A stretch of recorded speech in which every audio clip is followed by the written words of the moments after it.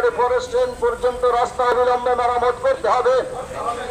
ওম পিছমনি থেকে communist party মার্ক্সবাদী Teliamura অঞ্চল কমিটির উদ্যোগে 10 দফা দাবির পরিপ্রেক্ষিতে তেলিয়ামুড়া পৌর পরিষদের চিফ এক্সিকিউটিভ অফিসার মহোদয়ের নিকট ডেপুটেশন করা।